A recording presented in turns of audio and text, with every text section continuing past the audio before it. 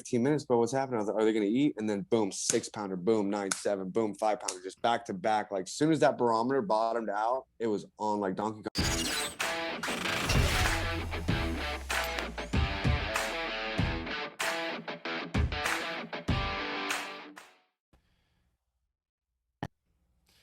All right, man. Gino, how you doing, brother?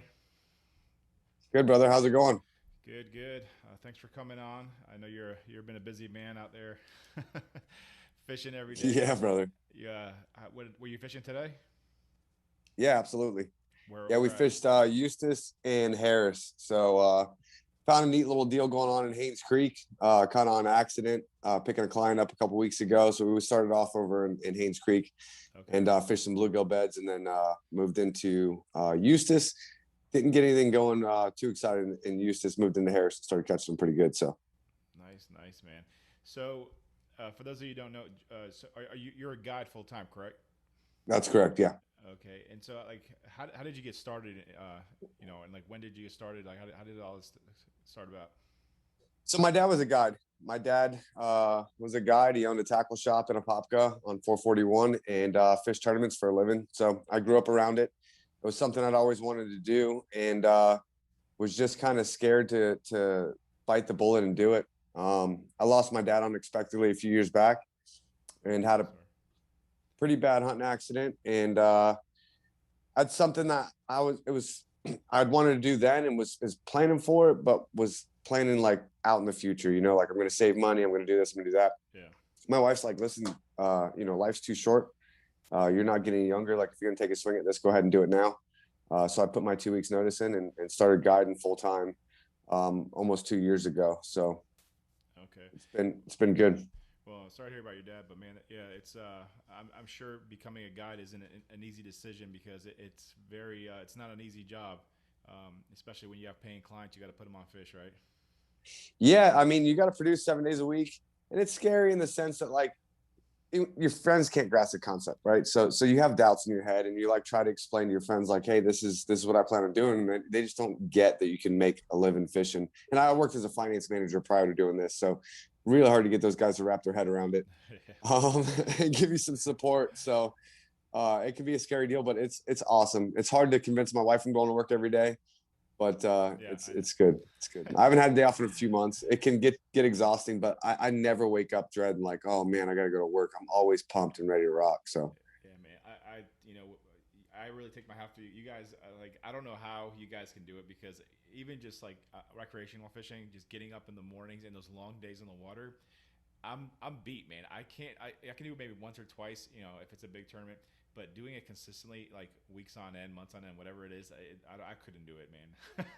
yeah, my clients just text me because I texted when I got off the water. We got back at noon, and it had been like 3 hours, no response. I'm like, what's going on? And they texted me and said, sorry, bro, I was out. I had to take a nap. I was done. Yeah, And man. like, They're not you, used to you, it at you all, don't man. realize it until you get somebody out there. Like I got some regulars that are diehards, and we go on tears. Like, so we'll leave, we'll start the day at 5:30 in the morning. We'll get back at 10, 11 o'clock at night, midnight. Yeah, And these guys are shot by the end of it. And I'm like, all right, what's next? Like yeah, it's every day. Your body gets used to it, and you kind of forget how hard it can be on somebody that's not used to it. yeah. No, that's definitely for sure, man. Even someone that does fish normally, I'm not like you, but it's still exhausting. It's taxing on the body, especially with the Florida sun. That stuff, man, it drains you so much faster when it's out there in full effect. So, Yeah, we need to let my wife see this. It's hard to tell her I'm tired. yeah, I She's like, you've mean, been fishing all day. I'm like, dang it, girl. they don't It is understand. hot. They That don't heat will understand. suck it out of you, brother. No doubt, man. It's It tough. does. So, I guess before I go on with the other questions, I kind of want because this just happened. So, are you been following MLF at all? I have been. I have not been up to speed like I should be, but they put on an absolute clinic on the Harris chain. What a freaking awesome event, man. Yeah. Harris is one of the best fisheries in the country, and it was great to see it showcased the way it was here in this last event. Yeah, they did a pretty amazing job. And I was actually, when that was going on, I was talking to Joey and Nate Bloom about it. And we actually, the topic was brought up about KVD, not really like having any wins recently. And Oh, he just won on Chick. and yesterday he just pulled out a huge win on Chickamauga. So It's pretty amazing. So I was watching basically the last period, and he got on a school of fish, and he was cranking off a ledge there, and just it was like at one point it was like every other cast he was just bringing them in, and took a pretty good lead, and then it died off, and then thinking you have a 30 something pound lead on your competitors, and it dies off. It's dangerous, man. So like they ended up like almost catching up to him. Like, I think it was like 10 pounds at the end, but he pulled it off. But that kind of fishing, man. I know you do a lot of offshore stuff, and you crank a lot. So can you talk a little about that, like getting on those schools of fishing and like how you find them, and what the whole, because I'm still learning. This is all new to me too, so I'm trying to figure out. Sure. To speak on KVD though, that guy's the ledge master, man. Like if you've never seen 10 minutes on a ledge with KVD, you're missing out. Like that guy is an absolute animal with his graphs. He's unreal. And it's just so hard to be that guy because everybody wants to, they're all over that guy like white on rice. It's hard for that guy to get an opportunity to really catch him. But the guy's amazing. Anyways, deserves the win. Super happy for him. That guy's the GOAT for a reason. Yeah. As far as fishing offshore, how I find my fish, it really depends on the fishery, right? So if we're going to talk about Harris has both shad and bluegill. It's extremely important to know what species of bait these fish are going to be eating in the fishery you're targeting. That's going to help you to eliminate an immense amount of water, right? If you go to a fishery that doesn't have shad, right, and they have dark water, say 1-2 foot of visibility, you take that visibility and you multiply it by 2-3 times. That's going to be the maximum depth you're going to search for.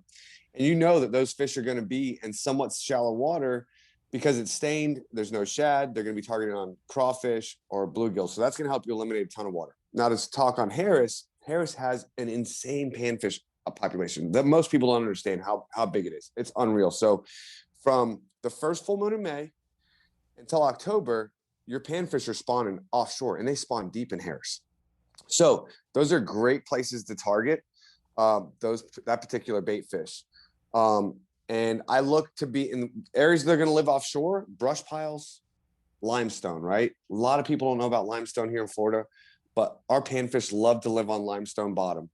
And they'll be on that limestone year round. It's a great place to target largemouth bass. We don't have big ledges for the most part. We do have some areas on the South Hand of Harris that have nice ledges, etc. Some areas in Eustis. For the most part, we don't have that. So I will look to target those areas where the panfish are going to be at. I'm searching for that bait fish so I can find the fish, right? If you can find those populations of fish, most instances, they're pretty unmolested, right? You can be a lot sneakier here in Florida than they can be on some of those lakes like Chick. When those ledges are defined ledges, everybody can find that on their graph. Super easy to target.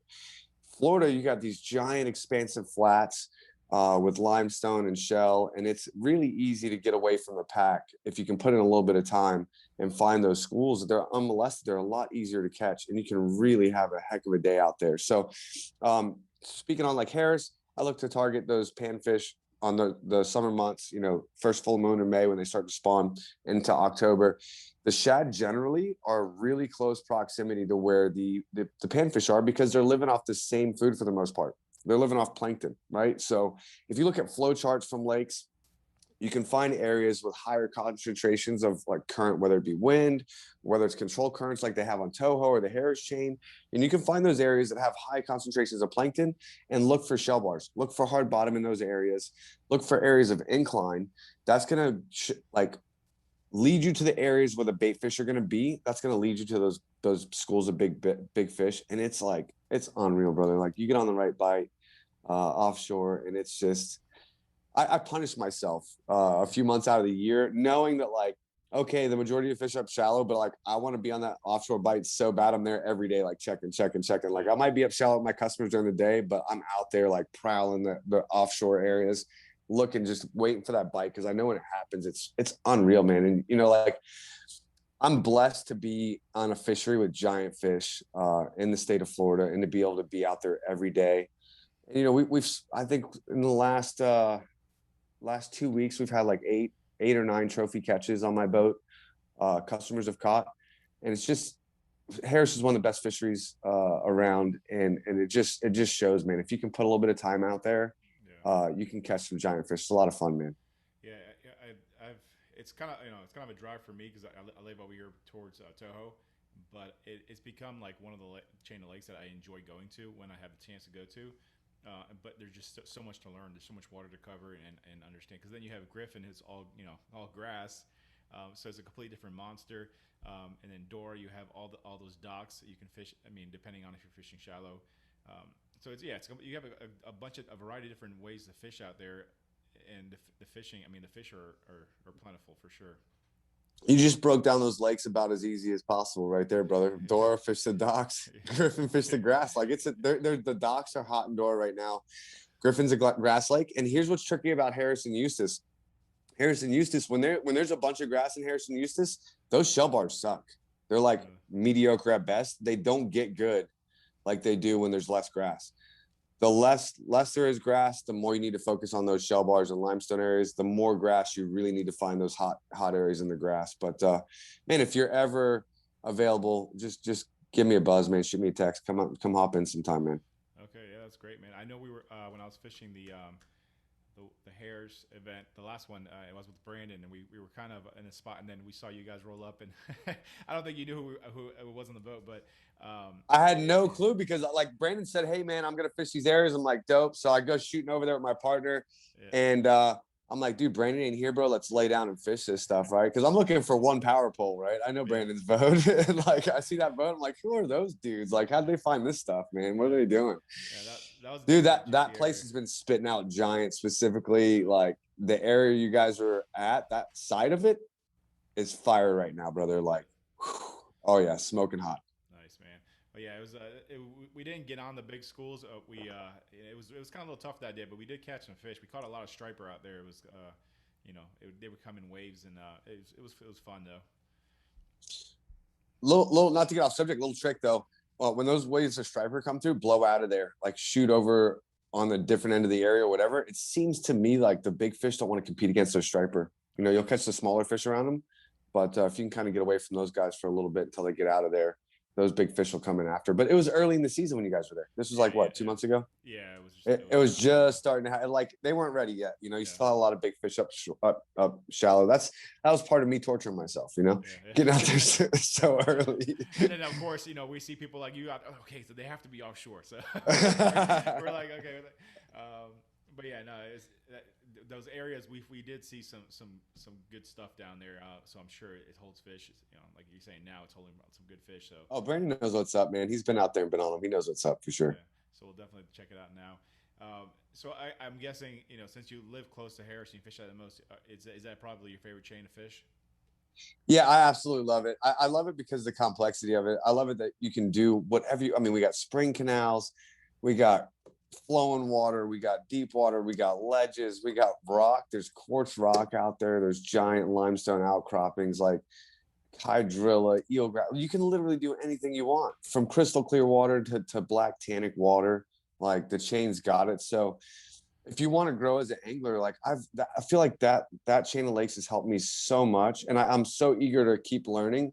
And as much as you want to learn, that chain will teach you. It hurts you sometimes. It's really humbling, but I really love how much that place has to offer. The diversity is incredible. I love to fish the St. John's, and Toho's a blast too, man. There's some big nasties out in that place. Yeah. Oh, there you go. I thought I lost you for a second. Emergency alert. Sorry about that, brother. I got the same thing on my phone. It's like an Amber Alert. Let me. Yeah. So yeah, man. So I do fish Toho a lot, and I'm always trying to learn and stuff. And I was out there this past week, and we got on some good fish. It was a little overcast with a slight breeze, and the fish were biting. I think we didn't have a huge stack, but we had like 16 pounds within a few hours, which it's not a bad little day. But yeah, it's definitely different, man. Fishing these grass heavy lakes, there's just so much of it, and you just got to figure out what they're doing at those times of the day or the year. Yeah, it's so overwhelming, like you go into Toho and you just look at this immense like grass flat. You're like, like where do I start? There's so much to it. I can tell you some things that have helped me with that is like bottom composition, understanding like the difference in bottom composition. That helps a little bit. And then like where the currents are coming from, just a little bit. But outside of that, man, you got to just fish those areas. And it is overwhelming. I heard Toho's muddied up and shallow and gnarly right now. It is And some fish. you had caught 16 the other day. That's pretty good. Yeah, You're rocking, brother. yeah. So, Considering. some areas are really dirty. Some others are clean. So we started on the south end, and we started running north. And of course, there's a few tournaments going out, and there was probably like 12, 13 boats in one area in the middle of the lake. And it was just like the obvious spot, right? So we kind of blew past that, and we ran a little further north, and we were catching good fish, man. And then I tried running into goblets, which I Yeah. haven't been in a few months. So usually, you know how you have those two paths that kind of fork out. Yeah. So I was running into through the right one, and I'm going like 60 through there, right? And I'm seeing like it looks a little different. I'm not sure what's going on, but I'm like maybe the grass has grew in a little bit. So I kind of cut to the right or left a little bit, and then I realized that there's no path anymore. It's all like blocked Oh. off. So and I'm like, so I like let off the gas, and there's another boat, and they're fishing real slow. So I'm like, I kind of swerved the boat, and we hit the bottom, and I had to trim all my motor all the way up. I'm like, man, this could have been nasty. So it was completely blocked off. I had to troll all the way out, but I was hitting bottom the whole way out, and but the water was crystal clear. So we made it. We caught some fish coming back out of there, but I don't know. I didn't try the other side, but it was completely blocked off. And I've seen some other smaller boats coming out through the left side, which I'm guessing you can still get back there. But man, that took me for surprise. That could have been a nasty. Yeah, brother, you could have tore that boat up real Yeah. good, man. But it's good there's some clean water. I heard it's like chocolate milk on the south end. I was heading over there to fish, and I was talking to a buddy that guides over there, and I was like, never mind. He's like, dude, shallow, muddy. It's fishing tough. You got to find some clear water. And I heard North End was pretty clean too. So, but I ended up going to a different lake instead. Is so I know you kind of Pippin. You guys are you guys Hmm. talking and all that. Has he been fishing out there a lot still, or because I haven't Of seen him? course, absolutely. Yeah, he has. He has. He was gone. He did a photo shoot for a couple weeks. Came back around, but yeah, that's kind of how I heard that it was a little tougher than usual. That it was muddied up and shallow and stuff like that. So Yeah, and talking about Pippin, I know I've been watching you and Tyler on this video. You guys have like been doing a lot of collab stuff, which is pretty cool, man. And you guys you use a lot of the Pippinators, those trick worms and stuff. brother, listen, the peanut butter and jelly and black blue flake pippinator is on all the trophies that we've caught in the last 10 days have all come on that pippinator. Yeah, It's unreal. Like the fish don't get to see it. That's what's cool about it. Like I can't say like, oh, maybe it has like this super secret form. No, the fish don't see that profile. It's got a lot of action. It's not a shelf stalker. So, when I'm guiding on these fish all the time, and these guys are out there, and everybody's throwing a Zoom Mag speed worm, or everybody's throwing, this. These fish see it all the time. They get accustomed to it. You throw that long little skinny worm out there, man, and they choke that thing, dude. Like I, in a crowd, it's rocking and rolling. I ran out. I had none today. oh That's man, what I was actually texting my clients about because I had 3 left when we started the trip. And like, I don't want to start with those worms because when I run out, I look like an idiot, right? yeah. So I just got my order in today. I'm super stoked, man. I had no clue that you could buy in bulk, and I was ordering like 30 packs of 6 at a time. And like Jason's like, dude, seriously, bro? Like, are you giving samples out? Like, what are you doing? He's like, we have bulk bags. I'm like, shit. Yeah. So I ordered right this time. My first I have been using it for a little bit now, as like maybe over a year now, and I went to Fellsmere. And we were fishing in Fellsmere, and like I wasn't getting a bite in the morning. I'm like, I don't know what to do. Like, it's supposed to be like the best place to fish. So the guy I was with, Ron Shakespeare, he had like a pack of I think it's the plum apple. Is that the color plum apple? Plum apple, yep. So I threw one on, and I caught so many fish, and literally reused that same worm like for like Plum apple on Fellsmere, huh? That'd be the last color I'd choose yeah. down there. That's dope. I mean, we were catching. I think I had a 612. We had plenty over 5 4s. I mean, we couldn't catch anything under 3 at one point. It was just like everything was over 3. We had like 29 pounds. We caught 50 bass overall through the day. But it's after that. So like that was the first time using that bait. I'm like, I have to get me some of these. So I went and bought like the bulk, like 50 count. And I bought a bunch of different colors, so I've been using them, all the time. And I use them on Toho. I use them everywhere I go now, just because they seem to get more bites. Especially if the other stuff that I'm using isn't working, I'll throw one on just to test it out, and I'll get some good bites. And they're usually bigger fish because it's a bigger bait, and they have to really get it down. No doubt, man. I'm extremely happy. I've tried everything. There's certain things, certain baits that they have that will not work on the chain. And I'll let you in a little inside secret. There's some new stuff exclusively coming for the Harris chain. We got working on it. Been working on some prototypes of those guys. Okay. There's some really epic stuff coming down the line there. We've been catching some really big fish on. We're just kind of waiting for those things to get put out there, but I'm pretty stoked about it. And it's going to be good, man. But yeah, those things will definitely produce some big fish. I mean, it's undeniable. Like if this little snippet I posted on Facebook, you'll see this guy holding this like 7.5 pounder up. I just posted a couple days ago. On the bottom of the boat, you'll see a bag of net bakes and a bag of CPF. I had one client put the net bait on. I had the other client put CPF on. I said, throw out there. Because as a guide, this is the only way for me to find out what's going to be the best for these fish. I will literally, if I have 3 guys in the boat, we'll have 3 different baits on to see what's working.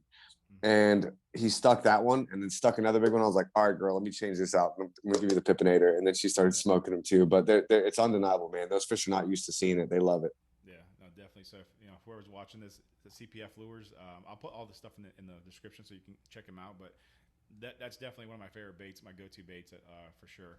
Um, I haven't tried the peanut butter and jelly yet, so that's another question. Brother, listen. I thought like Tyler pulled that thing out. I was like, dude, what are you doing with that thing? And he came and just put the smack down on me. I'm like, sheesh, dude, I need to order some PB and J's, man. Yeah, Like I didn't order it. That's not like a color I picked. I was like, I should try this peanut butter and jelly. It's not a thing for me. I know like on Toho, PB and J works good on like a swim jig or something like that. But on the Harris chain, I'm not thinking to throw PB and J. Like I throw like red bug, plum apple, June bug red, green pumpkin.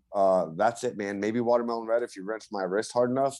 Yeah. But not PB and J. And Tyler just put on a clinic, dude, in front of me with that, and I was like, yeah, I'm gonna go ahead and just have to order a bunch of these real quick. I'm over that. I'm no dummy. So they love that PB and J. I would never thought it in a million years, brother. Like it's stupid. That's cool, man. Like we'll get together. You'll see, man. Yeah, It's yeah, silly. for sure. So I guess talking about Tyler, how did you guys get together, like to start filming and stuff? Just running into that little kid everywhere, man. He's Yeah, no, everywhere. everywhere. Dude. And now he's doing like videos every day. So it's like, oh my goodness, like how does he have time for like this many? And you're in a lot of them too. So I don't know how you even have time to do some of this stuff. Kid's a straight savage, bro. Like I know, like I run hard. That he's out right now. Guaranteed Tyler's taking a nap somewhere as we speak. Dude, he's done. We filmed 2 lakes yesterday from 6 a.m. I met him at 5:30. I dropped him off at 11 p.m. That's when we got done. Oh. 2 different lakes. And then like on last Sunday, he edited for 20 hours straight. Right. So the kid will he works at the church. He'll get at the church, go to work, and then just stay there until he's done editing. Yeah. And there's some really insane stuff coming down the line with Tyler. Just stay tuned for that, man. It's going to blow your mind. It's pretty gnarly stuff. But yeah, I ran into Tyler everywhere, like all the time. And I just, in passing, I'd start talking to him because I'm like, you know what? I got respect for this kid. That kid can straight catch him, dude. I don't care what anybody says about Tyler. And he's super humble. Like, you'll try and talk to him, like, nah, man, I'm lucky. Kid can straight catch him, dude. Yeah. Kid can catch him. He fishes hard. So I had respect for him, and we started talking. And then I talked to his pops. His dad, Dan's a really, really nice dude, man. Did a real good job with that kid. Yeah. He approached me and asked me to help him with a week on a chain, and we did a night fishing video. And I had a lot of fun with him that night. He lost a bet and had to jump in at like midnight at the end of the little deal there. Yeah. But we started fishing together, and he helped me get my channel started. Cool. I'm way behind. I have like 5 terabytes of content I have not edited. I just haven't had a day off, man. I've been like doubled up every single day. Super happy to have some time to talk to you today and have half a day off, brother. Yeah. It's nice to get some AC in my life. I hear you, man. I appreciate you taking the time because I know like how much work it is just to edit some simple videos, and when you have a bunch of them you have to edit, it's also hard because if you don't have someone that understands the video and the stuff that you're recording, you can't just send it off and say, hey, edit this, because they're going to be cutting out stuff that you might want to have in the video and then that you forgot about. If you're going through, you can actually see it and okay, I'm going to add this. But it's a lot of work, man. I don't know. Honestly, I don't know how he puts out so much content every day because you have to have a lot of, I mean, I don't know. especially and Dude, when you're his fishing. edits are fire too, bro. Have you seen some of that kid's edits? They're Yeah, so good, man. It's it's such good quality. he's definitely I can tell through like his videos from the years prior, like they're getting better as they go, so he's like definitely working on, the b-roll stuff is really cool. I love watching the b-roll. And it's just the little things that some people may not even pay attention to, but when you actually No doubt, dude. when you edit videos yourself, and like, not that I'm anything great, but you understand, like, and appreciate like how much work goes into like those little things. For sure. Yeah, your thumbnails are fire too. I've been checking that out. All of it takes a lot of work, man. Like I look at my videos, I'm like, dang, I suck, man. These dudes are rocking. Like my videos are lame. Yeah. And I'll get overwhelmed. I've deleted probably like 30 fishing trips because I'm like over it. I couldn't catch up, So that's why I seem to appear more on his channel than mine because the kid's got it. Yeah. That's what he's doing right now, full time. So Yeah, just let him do all the work. Record it, bro. I just I wish I had a cameraman, because I want to record more fishing stuff, but I just don't have the time. And then when you're actually out there, most of the time I go out there, I'm doing a tournament. I mean, and it's like when you're doing that, you're not focused on recording. You're focused on fishing, and it's so intense. Like I forget about it, and then I just don't even I won't even bother with it.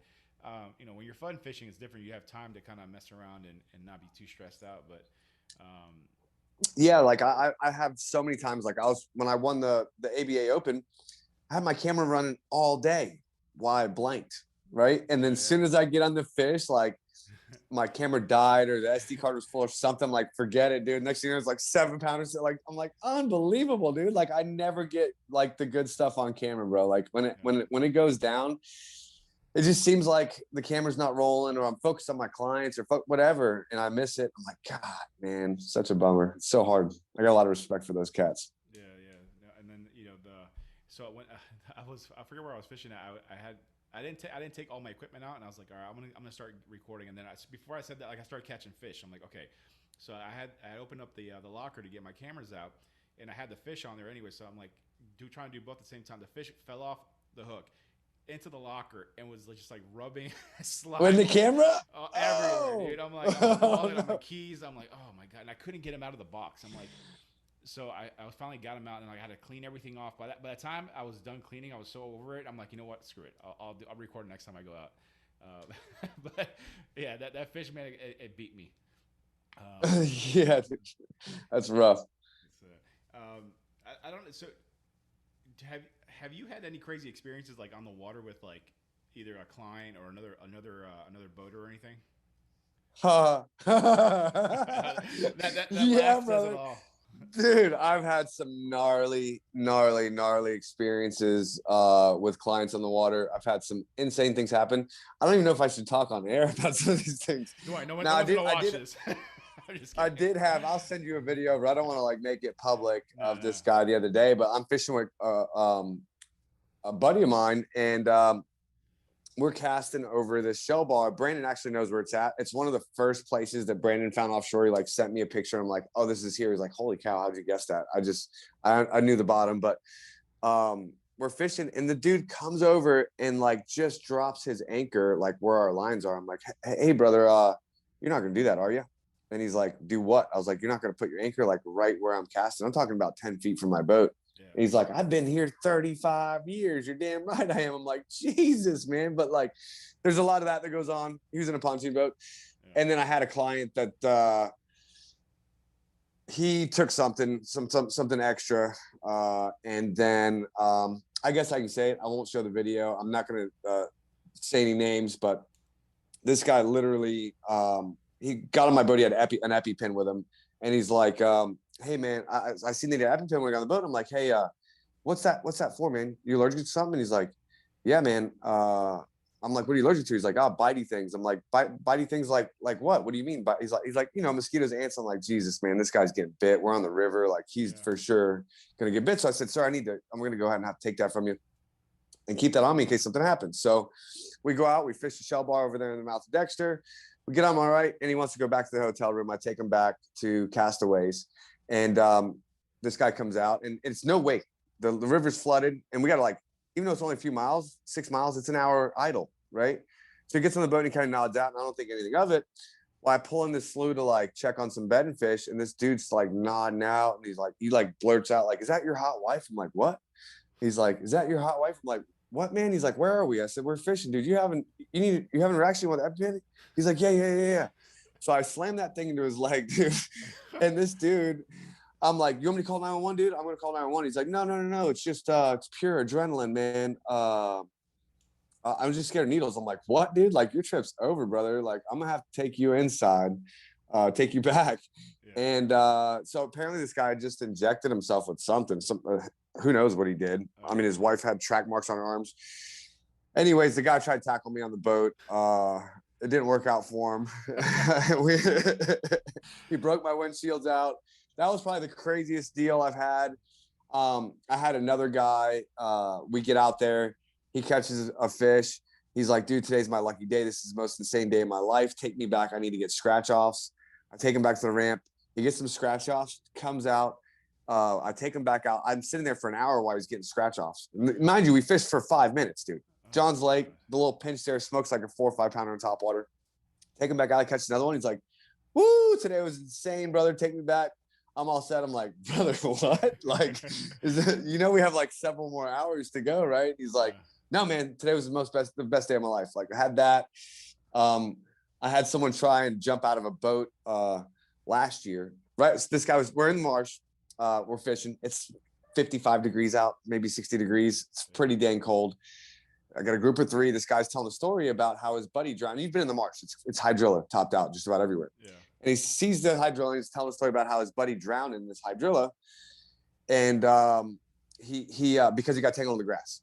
So a few moments later, this dude's top water gets smoked and the rod gets ripped out of his hand. And you just see my rod like buzzing through the water. I'm like, "Oh no, dude," right? Yeah. This dude dives in. I'm telling him, "Don't jump," but he's like focused on the rod. He dives in, immediate panic, dude. That water's 50 something Yeah. degrees. He's freezing. He's tangled in the grass. He just heard this horror story about this dude dying in the grass. He's flailing around. I'm trying to get him to calm down and realize that, like, dude, it's like 4 feet deep, bro. Like, just put your feet down. We got him back in the boat, dude. It was his son's 16th birthday.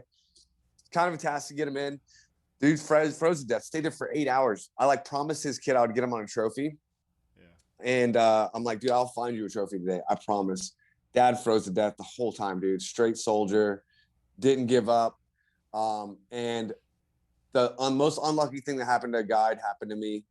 Like I'm putting these guys on fish and I'm trying to like figure something else out. And I see like this little fish over there. Like, I'm like, "Hey, dude, you want to pitch in there?" He's like, "No, go ahead, pitch in." I pitch in, catch a 10-7, dude. Like, that's not what you want to do as a Yeah. guide, right? Yeah. Yeah. My day's ruined. I haven't put this kid on a big fish.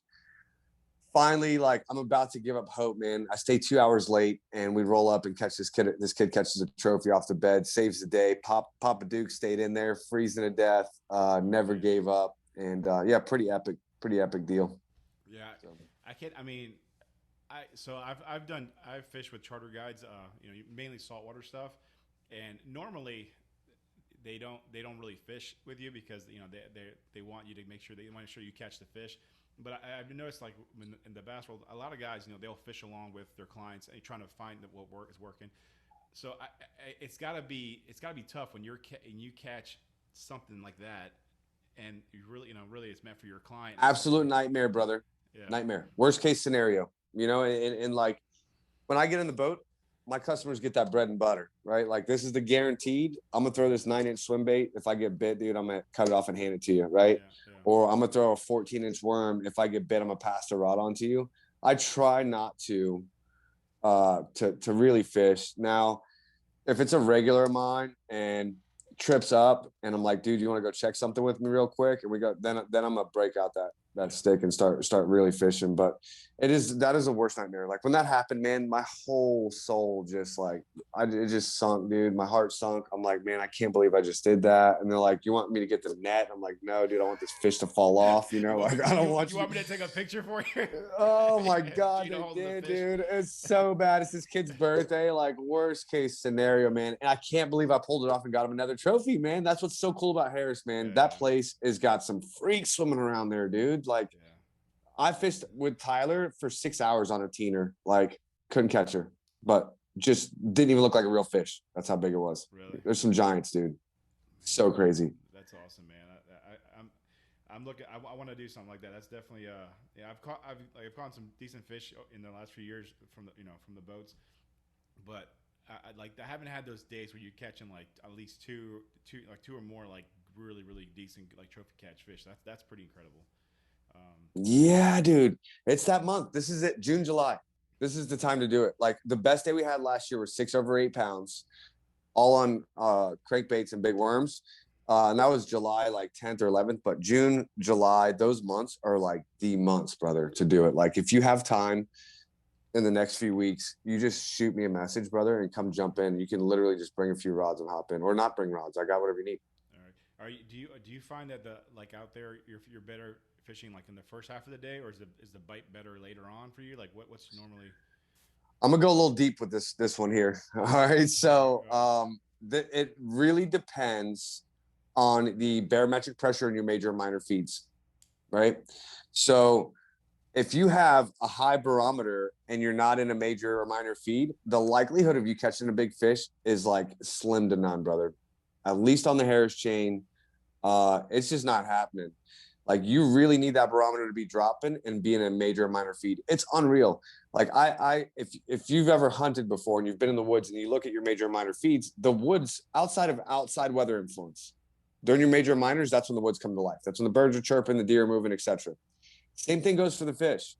The outside influence being barometric pressure. Now, if you catch a fish in 12 foot of water in the Harris chain, throw it in your live well, she's upside down. And that's because of difference in pressure. That pressure greatly affects our fish out there.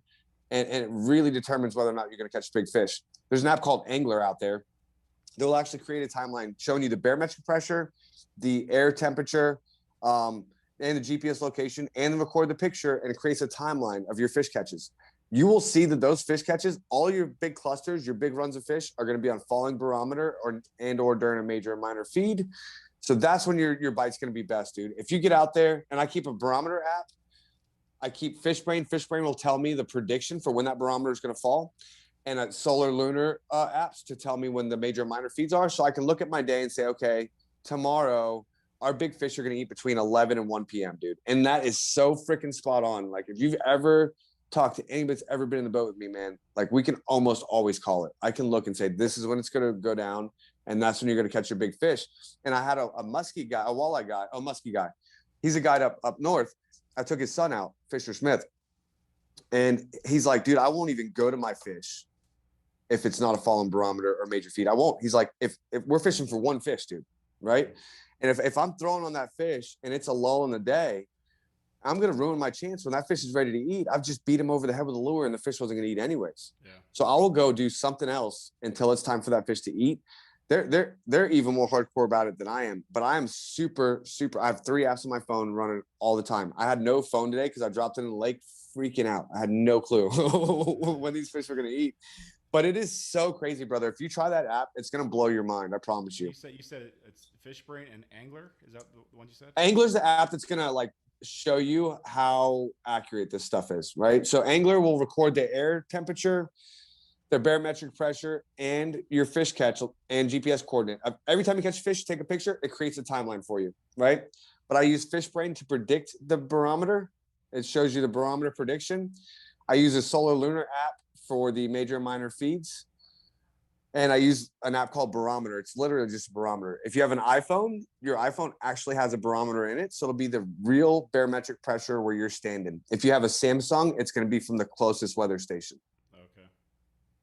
That's good information, man. That's stuff I've definitely never even knew or thought of. So epic, brother. I promise you, it's going to change the way you fish. Like it's helped me so much to where like, say I'm in a tournament and things aren't going on. It has kept me from getting spun out. Because I'm like, you get those things in your mind. You get there and you're just not catching them. You're like, man, maybe I beat them up too hard. Maybe they moved. Maybe this happened.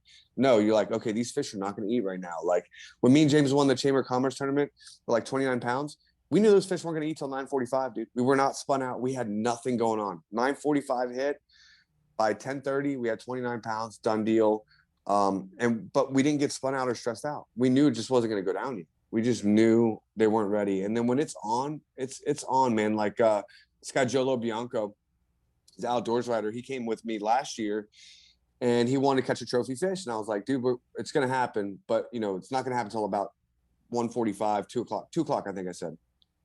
No, 1:45. And we fish all day long. We're catching like 2s and 3s, 1s, like dinks, dude. Nothing big.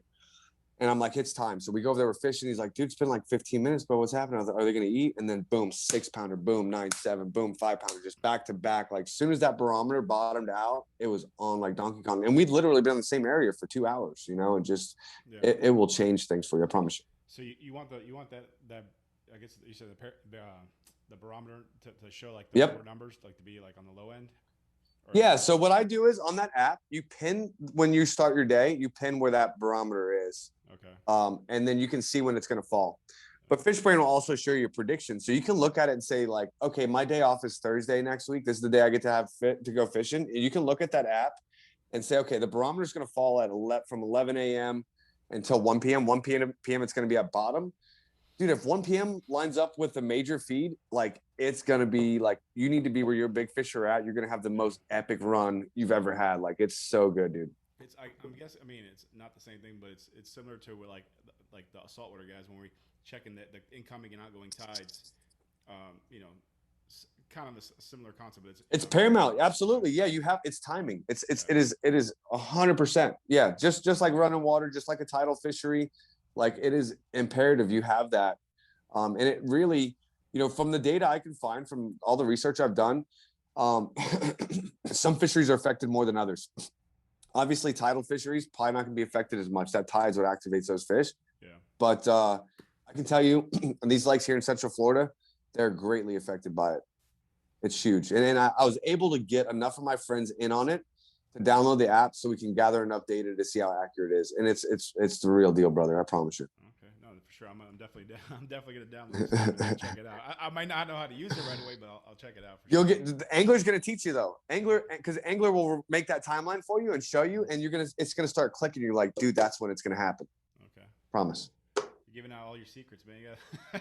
I want everybody to do good, man. I'm not that guy. I'm not closed-lipped at all. If you run into me at the ramp, and like when I tell somebody something, it's the truth. I just want people to see what I get to see. I'm so lucky to be out in the water every day, man. I really am blessed to be out there fishing for a living, man. I really enjoy it. I just want everybody to catch them, man. I really do. That's cool, man. And so, like, I guess what is your long term goal? Like, what are you plan? Like, what are your plans? And what do you want to do? Is this something you want to do for the remaining in life, or like is it something that you want to change and to do something more with social media influencing? Like, what do you want to do? Yeah, great question. And I've put a lot of thought into this. So my goal when I first quit my job, I literally just fished every single tournament within reach. I fished like 80 or 90 tournaments my first year because my dad's like, I don't care how good you think you are, like you got to pay your dues. You got to go, and you're just gonna get your teeth kicked in, dude. Like you just need to go and pay your dues. And he was right, man. It sucked really bad.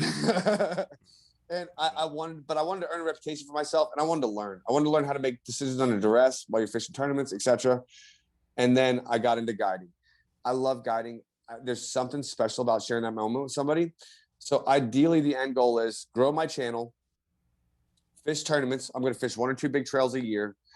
Because of COVID, I was only able to fish like the BFLs and the ABAs this last year. Yeah. I really want to fish the Yoda Series next year and make a run to qualify for FLW Tour. And I want to eventually just shoot videos, man. I want to travel around, take my regular customers a couple trips a week and just shoot awesome fishing videos, dude. I want to go everywhere and fish. We're going to hit Fellsbury next week. I went to Fellsbury last week. We're going to go to South Florida here coming up in July and hit some places down there. I just want to travel around, man. We spent the day yesterday in Orlando. I want to travel around and fish different bodies of water and make awesome content and take a few trips a week and fish tournaments. I love to compete. I really do. Yeah. I fished a ton of local tournaments. I stopped, and I'm just going to focus on the bigger events that come around and my customers for now and making YouTube videos and hopefully get to where Chuck's about to be. Well, that's great, man. No, for sure. So, like, there's a handful of like well-known guides and anglers like that. A lot of people know, even people that haven't been in, like myself. I haven't been in this industry in the bass fishing stuff for a long time, but your name is always coming up, and obviously Pippin. But it's two of the I think would be the top guides in Central Florida that most people know when they hear the name or talk about it. So you're doing something right, man. So keep it up, and I'm sure you'll be successful at it. I really appreciate that, man. Appreciate the kind words, man. It's nice to get a little pat on the back every now and again. I work really hard, brother. I work hard. I love it. It's something I'm passionate about, and I appreciate that, though, man. Thank you. Oh man, no, for sure, man. I follow you on different social media platforms. And I'm always like, man, I'm like, man, I want to catch some fish like this guy's catching. That's for sure. And there's a lot of us saying the same thing, but you're doing something right, dude. Dude, come with me, man. Everybody I've talked to has always got positive things to say about it, man. Just come fishing with me sometime. No, I'll definitely be hitting you up, dude. But like I said, I know it's been like I think 45 minutes now, so we're kind of pushing it. So I want to give you some time to relax. Cause I know it's your little break here, but thanks again and good luck, man. I'll be in touch and I'll definitely put the links to your social media and anything else you want me to. Is there anything else you want to say before we end? No, brother. I think we got it. We got it all out there. I really appreciate it. You guys just stay tuned. There's going to be some new baits coming with CPF coming for the Harris chain, and I'll put that information out on my social media soon. This is the first time I've told anybody about it, though. So that's cool, man. Well, Pippin, if you're watching this, you better send me some lures too. I want to test some new colors out. No, I'm just kidding. I'll get them at the shop, or I know he keeps them at the Big Toho and stuff. So. Yeah, no doubt. If you got to get in there early and get them things, man. They get cleaned out quick, brother. I literally was running on my my day off to going around Kissimmee and trying to find the ones that I wanted, and like I ended up having to order online because they sold out. But yeah, I mean it's right now with everyone seems to be fishing, so it's definitely a popular thing. So you gotta get the baits while you can. Everybody's fishing, bro. Everybody. It's awesome. All right, man. Have a good one, buddy. I'll talk to you soon. All right, brother. Take care. Later. Later.